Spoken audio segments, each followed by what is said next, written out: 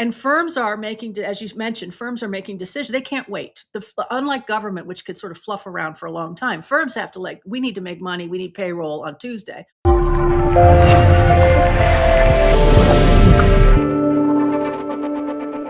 Obviously, trade is on the agenda at the moment, and it is a complex area with many aspects and dimensions, much of which is arcane and for many lay people, something that we struggle to understand. To help us better grasp the complexities of the unfolding trade environment and how that may affect the world going forward, I'm very pleased to be joined by Dr. Deborah Elms. Deborah is a trade specialist. She is based in Singapore and is now the head of trade policy at the Hinrich Foundation. She used to run the Asia Trade Centre. I couldn't imagine anyone better than Deborah as far as depth and experience in trade policy related issues to tell us all about what's going on. Welcome to the show, Deborah. Thanks so much. Well, it's great to see you again, but let's dive into it. Liberation Day, so called, was a little bit over a month ago on the 2nd of April, 2025. We are today, 8th of May, to help people orient this discussion.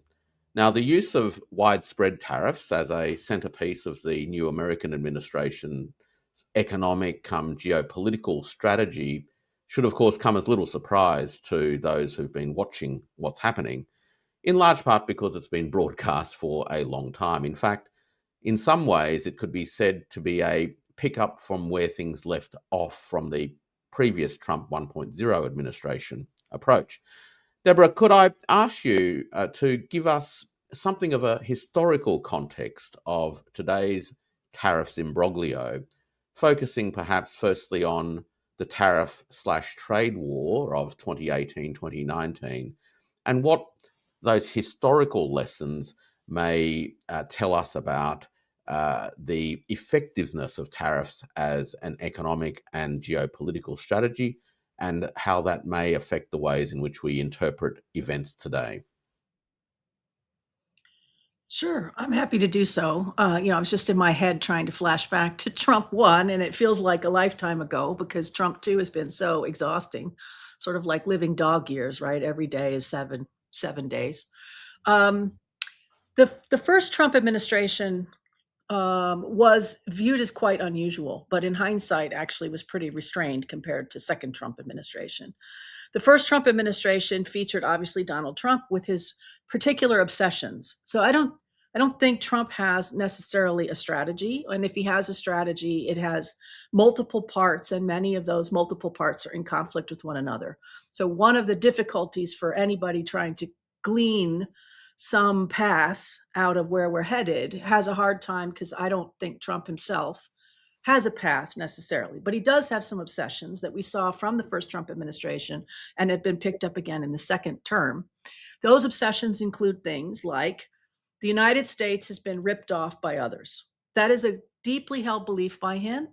It was visible in the first Trump administration, but relatively muted in terms of the globe ripping off the United States. The first Trump administration was largely focused on China, which was sort of enemy number one in the destruction of the United States. So focus on damage, unfair trade practices, et cetera. That was clear in Trump 1, remains clear in Trump 2.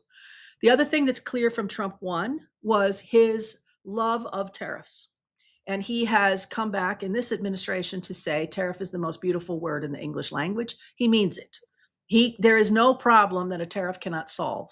And his first administration highlighted from his perspective the value of this tool, because by using tariffs, particularly against China, he thinks he was able to get China to the table and was able to get concessions out of China that he would not have had otherwise. He has ramped that up, as we'll talk about shortly, on steroids for Trump too. But the point is, he loves tariffs. The third thing that is important about Trump is his focus on trade and goods. Even though he is personally a services person, he's focused more than anything else on trade and goods. And so Trump 1 was all about tariff escalations on trade and goods, as so far we've seen in Trump 2 as well.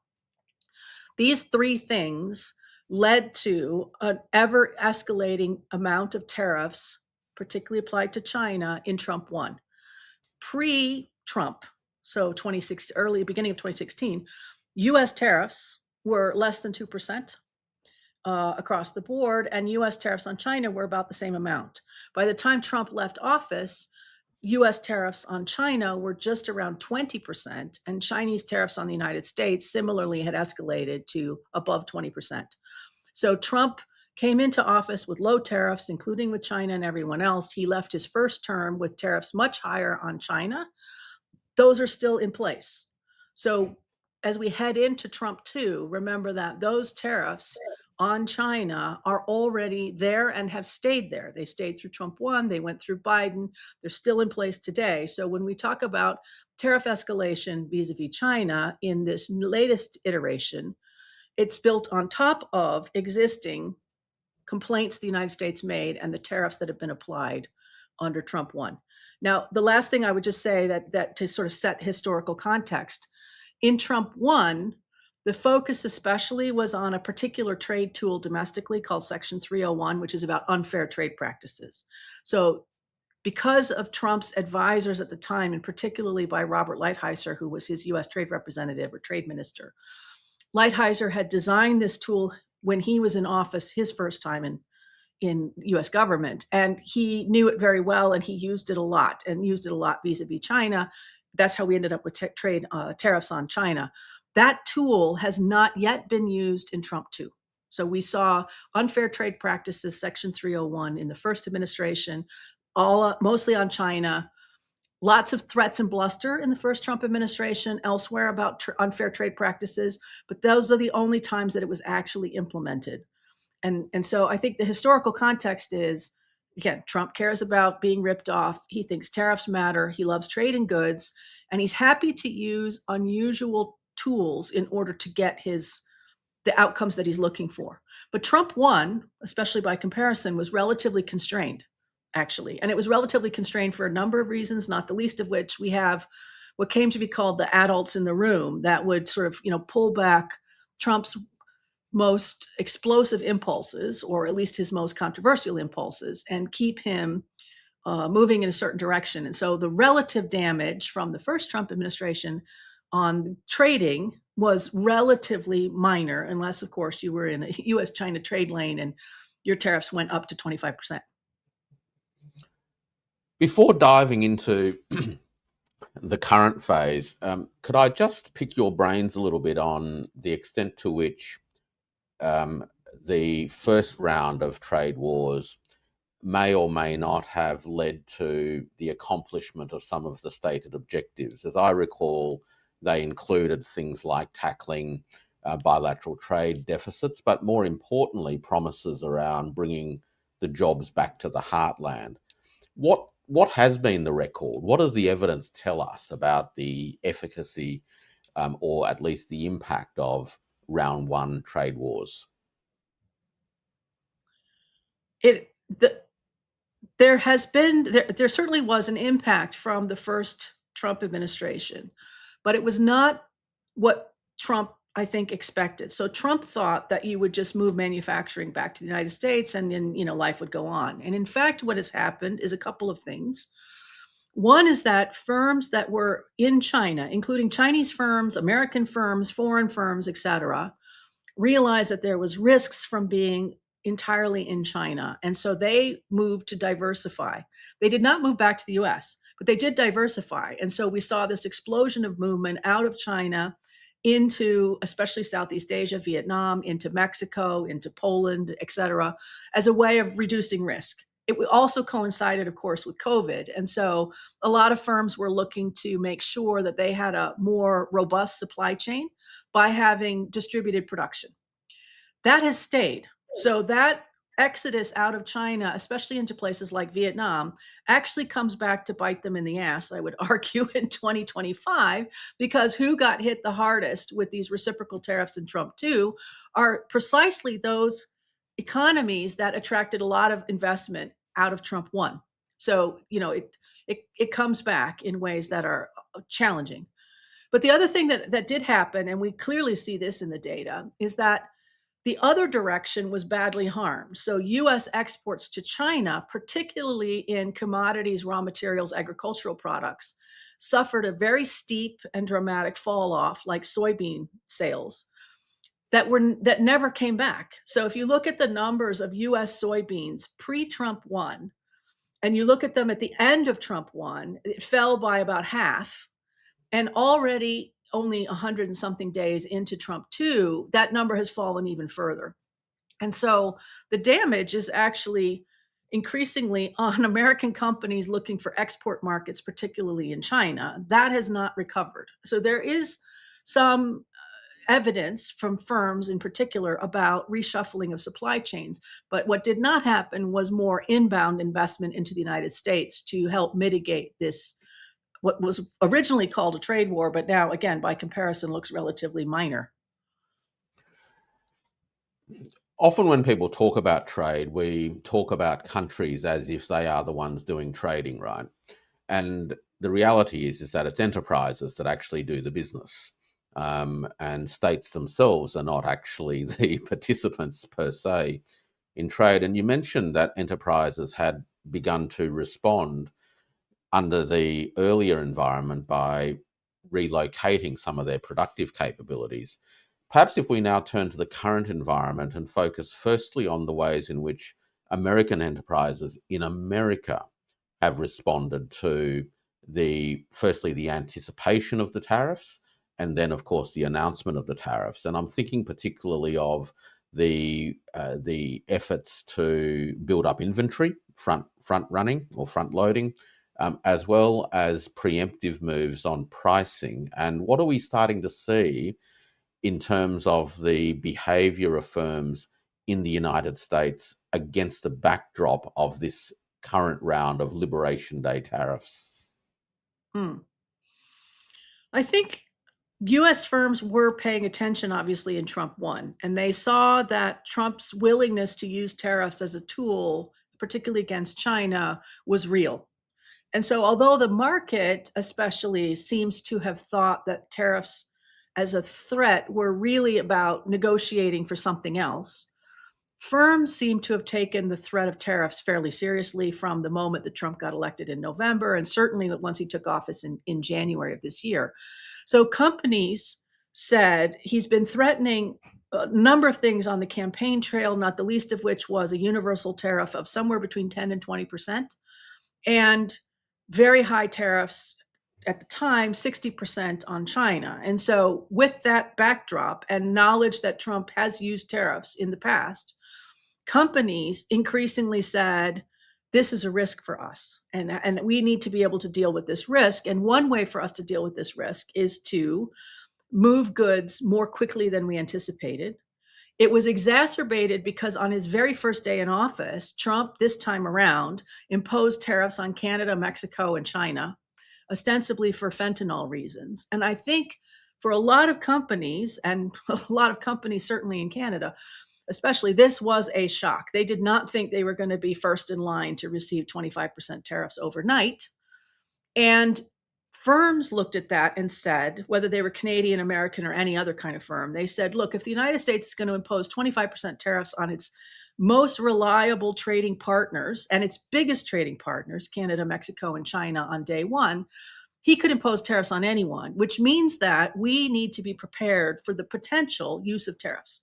So already from the sort of second day in office in January, many firms, especially those that were strategic about this, said, if we, especially based in the United States, if we rely on foreign products, and particularly those that are from China, we need to do something.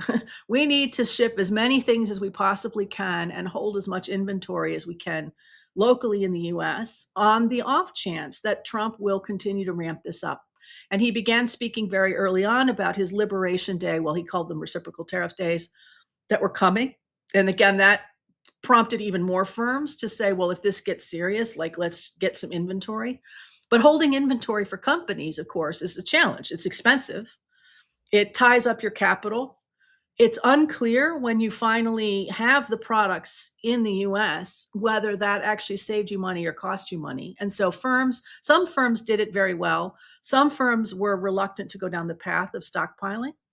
But what we have definitely seen, and this is true in the US and outside the US, anyone who deals with the Americans, is the uncertainty is paralyzing. So a lot of firms, again, whether they're American or foreign, have put on hold a whole lot of decisions that they expected to make in 2025, particularly investment decisions, sourcing, pricing, inventory itself, whether they're going to get orders or not get orders. I mean, this is the time of year when you need to be putting in orders now for end of the year holidays. And so you already see firms are getting very nervous about Christmas orders, which need to be in May at the latest by early June. Should we order for Christmas?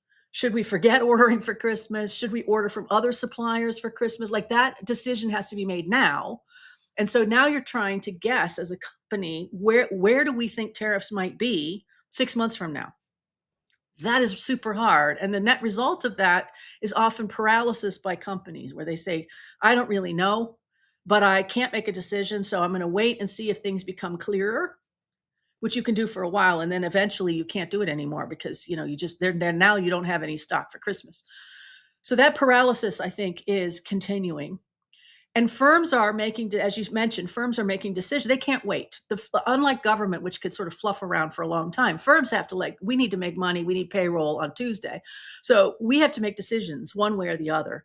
And one of the decisions that is very new and I think very different is we had a strategy, especially from Trump 1, of sort of in China for China, especially by American companies. We are still invested.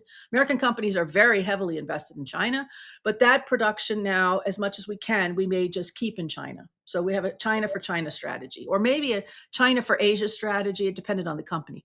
But what is really new, and I think should be alarming if you were in Washington, is the growing realization you need an in America for America strategy. That never happened before. You never had to say, we have to think about production in the US for sale in the US. Now, the reason we're going to keep it in the US is largely that it's going to be uncompetitive outside of the US. The costs are going to be too high, the timelines are going to be too long. But if the tariffs are going to be high, in US for US also makes sense. That's new. So firms are trying to make decisions about things that they never imagined in really short order. And that is, again, creating more stress and strain on the business community. There are two issues that I just want to pick up on from those remarks, Deborah. The first one is this issue of the relationship between inventory and time, and particularly how the ability of different firms to, one, increase their inventory, but also what the holding costs are and how that then feeds into the economic system. And of course, the implications this challenge has for firms that have limited balance sheet or limited access to the physical space that you need to store inventory. That's number one. And the second issue goes to this question of the transition, because one of the explicit objectives of tariffs is to cause a relocation of production activity from outside of the tariff wall to inside the tariff wall. But as you say, what this effectively means is that it will be into a higher cost environment that is, in many regards, disconnected now with the least cost opportunities of the world at large. Now, that transition seems to me to bring longer term challenges and risks to economic competitiveness of the United States economy generally, but ultimately feeds through into living standards over time. And so as we move and respond or see firms respond to tariffs, one of the response consequences is that, in fact, the United States will simply become a higher cost, lower living standard economy. Yeah, isn't that depressing? Speaking as an American, although again, I've been in Singapore for 20 years now, that for me is just like, wow, could you take a dagger in the heart? Yes, I think that is the consequence. That is a consequence if this continues, and even if it doesn't continue, even if the trade war ended today, even if Trump woke up and said, you know what, It's all fantastic. I've resolved it all. Everyone signed a deal with me. No one's ripping us off anymore. It's fantastic. The damage is done. The damage is done because orders weren't placed, because it takes a while to restart. Even if you said today, I'm putting in my order, it's going to take a while to produce those things. Some of those firms have already started layoffs and started, potential bankruptcy, have shifted to other buyers.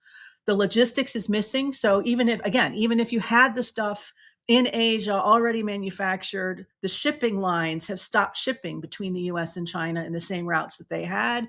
For you to get stuff on a ship, very challenging, another 6 weeks. So the damage is significant, even if it all ended today. And you're right that the long-term implications for the US of having an in US for US strategy is not good. I mean, the US is definitely picking by this decision to be smaller, poorer, less globally connected, with probably less worse outcomes on a whole range of issues. They're going to be less competitive, they're going to be less innovative, less technology used, because you won't be pulling in from the globe. You'll just have the domestic economy to work with. And that could be very challenging. So yeah, the consequences to the United States of this policy, I think, is I don't want to say it'll be a total catastrophe, but I actually feel like it will be close to a catastrophe. Seriously, it will not be good. So that's the case. On the first question that you were asking me about, holding inventory is a challenge. And one of the things that is striking about the Trump 2 decisions is that so far, they have not been willing to consider exceptions.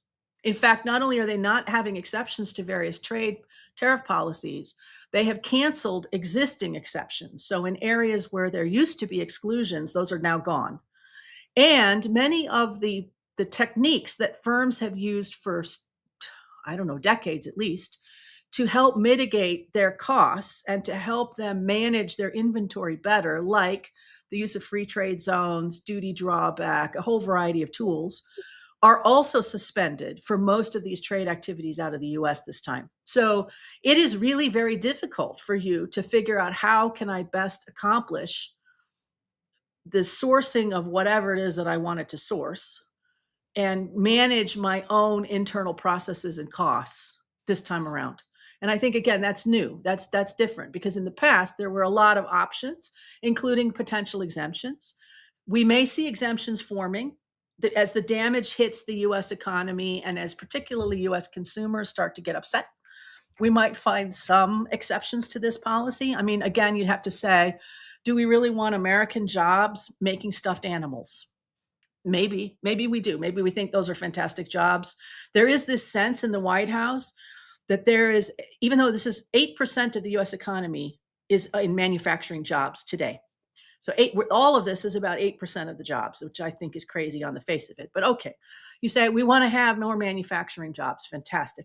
Do you really want Americans to be making stuffed animals? This strikes me as not maybe the best use of high cost labor, but maybe we do. Maybe we say stuffed animals, make Barbie dolls, make whatever it happens to be, that should be done in the United States for some kind of, strategic purposes.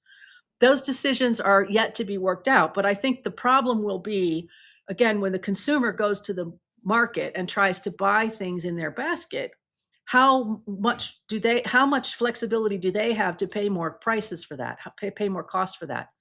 And where I think the rubber will really hit the road in terms of managing costs for American citizens is going to be back to school. Back to school in the US happens in August.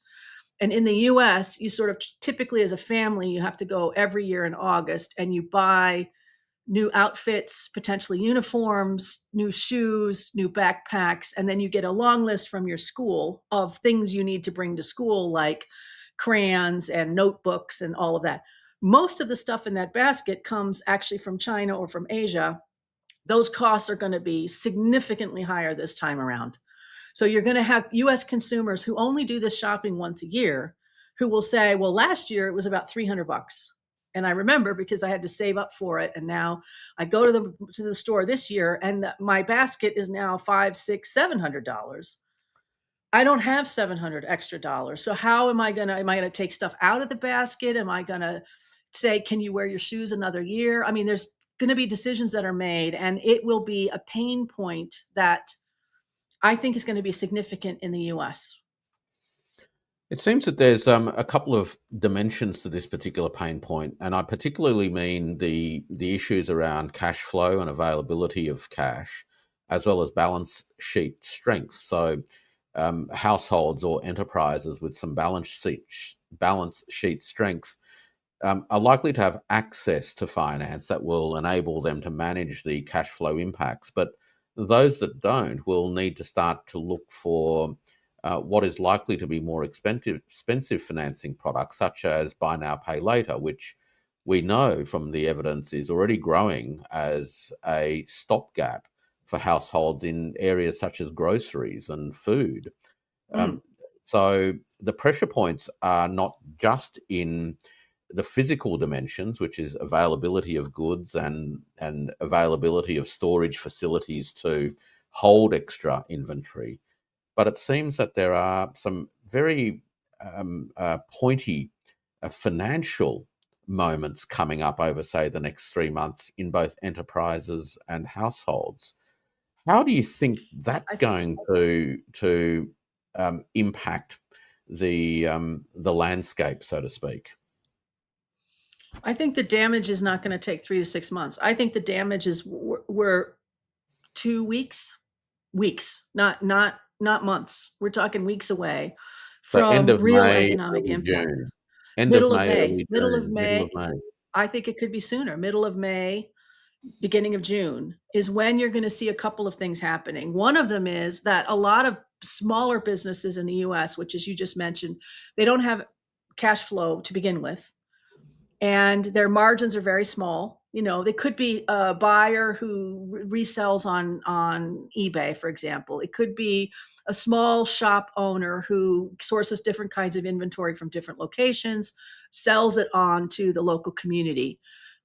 Those kinds of smaller businesses, a cafe that needs to replace all of the dishes because for whatever reason they need to, those kinds of businesses are going to hit the wall in a hurry. And we're already seeing stories now out of the US of small businesses that are going under as a result of these higher costs.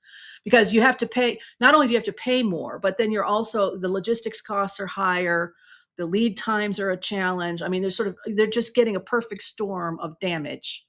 And so the smaller businesses will start to go under, I think, in unfortunately pretty significant numbers because they simply don't have the ability to manage this. Now, the good news in the US, such as it is that the US is a huge domestic economy. So their trade to GDP ratio is like 30% trade to GDP. That means that trade matters, but they're a little less exposed than some places. Like if this happened in Singapore is 300% trade to GDP. So if there's a problem in the trade space, it is bad for Singapore. It is less bad in the US, but it doesn't mean it's going to be painless. And so those smaller businesses are going to be up against it in a hurry, and consumers are going to be up against it, especially, of course, as always happens, the low end consumers who, for example, shop at Walmart. Walmart sources 70% of its products from China. When those products are not showing up, the damage is felt by the consumers of Walmart, which are often the lower end consumers. They don't have a lot of options. So they're going to be trying to figure out, like, what am I going to do? Again, think about the shopping cart example. Does this kid not get shoes this year? I mean, that sounds like a possible, I mean, that's probably what Trump would say. You don't need so many shoes. But, when your kids' toes are sticking out of their shoes, that's not a good decision that you want to make. And so I think the economic damage from this trade policy is going to hit fast, and it's going to be hard, and it's going to hit small firms, it's going to hit lower end consumers much faster than people imagine. And even large firms who have better balance may also struggle, especially in the short run, because they've been paralyzed. They haven't been making decisions. They're going to have to move quickly. The pivoting is expensive. So if you say to me, we want you now to make, I don't know, crayons and pencils and backpacks in the United States, that cost is going to be high, and it's especially going to be high up front. We're going to have to build a factory to make backpacks in the United States. So, okay, well, who's going to make them? Where are we going to make them? The cost is going to be very high, even for large firms. Look, there's an interesting parallel in the 1940s when the United States government wanted private industry to ramp up production of munitions, and private industry refused to do it because they weren't sure how long the war would last for and whether or not they'd get their money back from the capital investment that the government at that time was demanding of them. The government in the end had to step in and finance most of this or use extraordinary powers to in effect underwrite the risk. The second round effects of this, and I just really wanted to, I guess, explore how this unfolds, is that firstly we're looking at a bunch of damage to the smaller businesses. Secondly, we're starting to see empty shelves, which may occasion some consideration of local production to begin filling it. But there's the big question mark around capex, who finances it, whether or not it's viable medium term, et cetera, et cetera. Um, and the third issue that seems to me that we often forget is that supply chains as they exist don't appear overnight. So they take a lot of time to become what they are through lots of competitive forces and fine tuning between collaborative partners, etc. But once they break apart and there's only a given amount of value available in a supply chain as a whole, a consumer can only afford so much. That supply chain itself will come under incredible pressure to, in many regards, restructure itself through disintermediation. So there'll be a whole bunch of parts of processes that will just get ripped out, many of which will be at the retail end, as producers seek to find more direct ways to consumers without everyone else in between. Any thoughts on how this next possible round begins to unfold after this first round of impacts? Well, that's some great questions. I mean, I think one key message is that this Trump administration, especially Trump, because remember he's personally driving these trade decisions with a very very small number of people in it helping him. They do not think about second, third order consequences. It's policy making literally at 9 a.m. that lasts until 9:10 a.m. And so the second and third order consequences, I think, are going to be a real surprise to certainly to the White House. Because I don't think they have thought through what does that look like when you reshuffle a supply chain. And I don't think they have thought at all about what happens if we have a US strategy in the US on everybody else, right? So if you have a US in the US strategy, then that means that 80 something percent of your trade is now outside of the US, and you are now designing products. You are localizing products. You are using non-US standards. You are using non-US consumers in your supply, non-US producers in your supply chain. You are genuinely carving the United States off the table and doing a supply chain for the rest of the world. That could have real consequences for the US, right? Because if the US, again, if it were to say, like, we're done with the trade war, that's it, we're finished, we're moving on, we're coming back. By the time the United States comes back, even if it ended today, the world is not going to be nearly as trustworthy, and they're not going to be that as interested as they were. And so I think those consequences of what that supply chain reshuffling looks like still unclear. It's hard when one of the largest engines of economic growth simply stops functioning for the rest of the world. That is not an easy transition for anybody, including all across Asia, where firms have been quite dependent on the United States. They're very dependent on China, but they're also dependent on the United States, especially for certain products.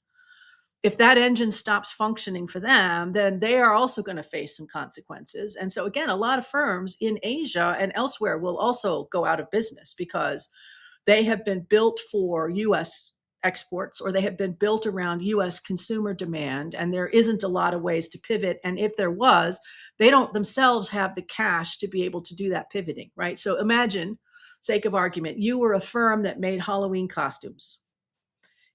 Nobody buys Halloween costumes like the Americans do. So if you were making Halloween costumes, what are you going to do? You could, of course, pivot. You could make some other kind of fancy dress. You could make T-shirts if you need to. But between now and then, whenever that is, That's painful and expensive for these firms. And so I think a lot of firms that are currently in the Halloween costume business could, if these tariffs remain, go out of business entirely or pivot dramatically. And suddenly they're making, I don't know what, face masks or something completely different, And then should the United States come back at some point in the future, you'll discover that there's just fewer places that make Halloween costumes. Now, again, they can change in the future, but they're not going to be readily available. So I think when you imagine this, the example that I've been giving for people is we've spent 80 years basically developing a vase full of like economic trade policies.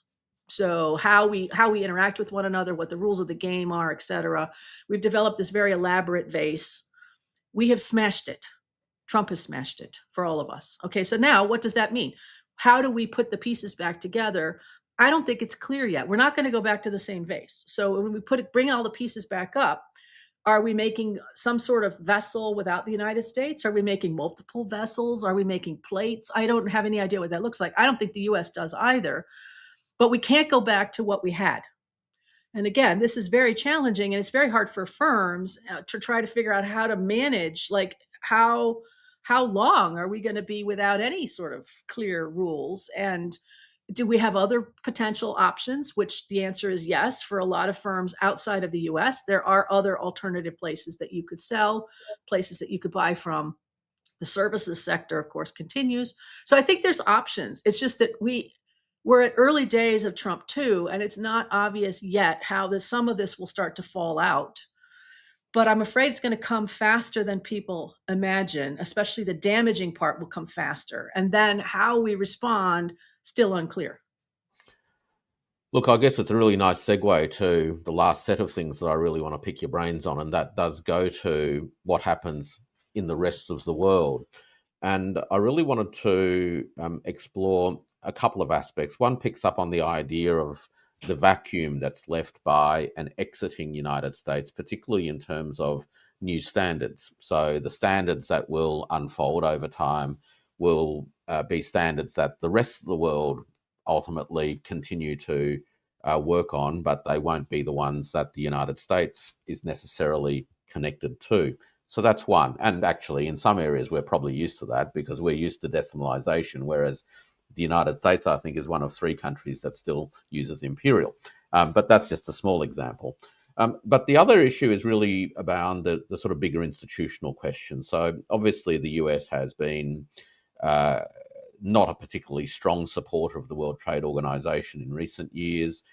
We've seen a growing plethora of multilateral trade agreements, whether they are the CPTPP or the RCEP, as well as a growing number of bilateral trade agreements that seek to provide some certainty for enterprises in different countries. What do you think the critical issues are now confronting the rest of the world as the United States, for the time being, has clearly taken a big step back from the institutions of open multilateral trade? Where does the rest of the world go? What does a China and the EU as big trading conglomerations do? Where does ASEAN, where you're in the middle of, actually sit in this picture, given that ASEAN as a whole is now China's largest trading partner and is central to global commerce? These are big questions, and obviously, Mm, I don't expect nitty-gritty detail, though I suspect you're working a lot right. on that. But what are the sort of broad contours of things that people interested in these issues need to keep an eye out on? Okay. Great set of questions. I think the short answer is we don't know yet. The structure that we had in that vase was built largely around, not that the US built the vase, but the US was extremely active in the development of the vase. And the US was behind the efforts and promoting the enthusiasm of others to be engaged in decoration or whatever it is on the vase. With the US not there, it's not that other countries can't make decisions or won't make decisions. It's just that that's not the structure that we've had. And so you're asking governments, especially, to make decisions that they haven't maybe confronted in this way before, or they didn't imagine that they would be confronting first. Second, you're asking governments elsewhere to act at a speed that is so not government speed. Trump moves at the speed of light. No one else does that in government, but they have to, right? They're going to have to move much faster than they have, at least in the near term, because again, all the crockery is on the floor and we have to figure out how do we make this work for businesses, because that's vital to everybody's economy and vital to everyone's jobs, livelihoods, et cetera. And then you have to say, and this is a hard one. It's hard for government. It's hard for business. The assumptions that you had in your head about the way the world worked in December, you should just throw them all out. Also smashed on the floor. But you have to recognize that we are not in the world we were in December. You have to, as a government, then say, what are the possibilities today? That is very hard for government, because governments will often say, oh, no, we've thought about that and we decided, no, we can't possibly. And then you say, why? Why can't you possibly? I understood where you were in December, but now this is a very different environment. You need to think harder. So we're getting some of the early stages of what that cooperation and collaboration might be. As an example, I think a front runner for how do we get some kind of new structures in place will come from the 12 members of the CPTPP and potentially the 27 members of the European Union. If you could get those two groups together. Now, they're not going to make, just to be clear, they're not going to make a new trade agreement. They're not going to join one another in a comprehensive trade deal this year. That's clearly not going to happen. But what they could do is say, trade matters to us. We think we are all built on open integration, collaboration. That's how we've grown. That's how we've developed. That's what we do. We're going to continue that with each other. And crucially, we promise to keep trade open to each other. Because what you don't want is the US to become protectionist and everybody else to become protectionist, and then that's a disaster for everybody. So can we hold the line on, like, we will stay open to one another? And can we start to think about new and innovative ideas that we might find useful going forward? Like, what are we doing on digital trade? We've been stymied on this for a very long time. Why? Across the EU, in fact, EU is Singapore yesterday just signed, well, at the beginning of May, I should say, signed the digital economy agreement between them. And we have a number of these digital economy agreements in place, especially among CPTPP countries. Could we think about a way to make digital a big part of where we go forward? What kind of rules should we have, et cetera? Could we think about what kind of rules we might want to have for climate or for green technology? Which we've been stuck on for a long period of time, but it could be a moment to sort of think about, where do we go from here? So my point is really, we are about to see, I think, a lot of activity in different settings, bilaterally, regionally, across regions, as people try to stabilize what's important and maybe put new ideas on the table. Hopefully they can continue to uphold some of the rules that we spent all that time developing, 80 years worth of effort. But that's what I think is going to happen. And it will just be time consuming, right? Because you have to figure out, how do we collaborate? I mean, even on the EU CPTPP thing, who's going to issue the invitation? Who's issuing an invitation to whom to go to what, right? They're not structurally used to that. You're kind of used to saying to the Americans, well, you guys do it. Like, you guys go first, you organize the whatever, and of course we'll come. If the US isn't there, then we have to do it. Okay, well, that's not a role that's obvious to players that are not huge, right? That are sort of middle players or even smaller players. They say, wow, that's not really what we do. But I would say somebody has to start. So, again, we're just trying to, when the world that you knew is collapsing around you, you have to think about things that you might not have practiced in the past. And there are opportunities in that, just to keep from everybody being totally depressed by this. There's a lot of opportunities that may come from this, but it will not be easy and it will not be fast. Well, necessity is often the mother of invention, and we are facing a period where necessity beckons. The issues are obviously of considerable import to economies around the world and to the standards of living of people all over the world. We'll be watching this space unfold, hopefully sooner rather than later. But I'd like to thank you again, Deborah, for your time, your experience, and your wisdom to enlightening us on both the challenges as well as the opportunities that this current moment brings to us. So thanks again for joining us on TIO Talks. Thank you very much for having me. It's been an honor.